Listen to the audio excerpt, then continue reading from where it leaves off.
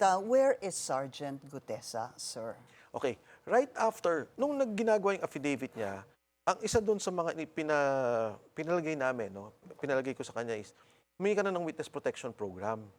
So, andun. Nung minention niya sa Senate, sabi niya, humingi ako ng witness protection program, mapailalim dito sa programang to. Nung hapon, nanonood ako sa kanya, ang sinabi na niya, wag na po. Ayaw na niya. Ayaw ko na. Tapos sabi, ayaw mo ba kahit Senate custody? Wag na po, ayaw ko na makadistorbo. Ang feeling ko that time, siguro kausap niya na yung mga kasama niya sa Marines. Mula doon sa Senado, dumiretso na sa Marine compound. So, next na chinek ko, kamusta na siya? Asa na siya? Nandun na daw. Hindi ko siya nakakausap direkta.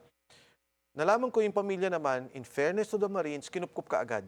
But eventually, I think, inayos din nila na, siguro, para hindi ma-endanger din yung family, inilayo kay Gutesa na, itinago din nila. Ang Marines ang nagtago sa pamilya. Okay. Yes.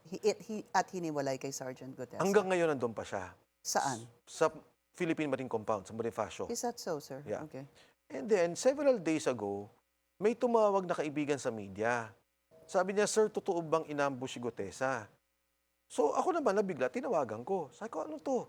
Sabi Sino pong tinawagan niyo? Si Gutesa? yung media. Sabi ko, saan ang galing to?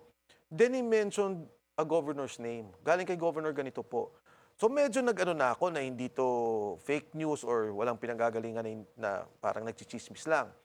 So immediately, tinawagan ko yung contact ko sa kanya, paki-check naman. So chinek naman niya, siguro after 1-2 hours tumawag.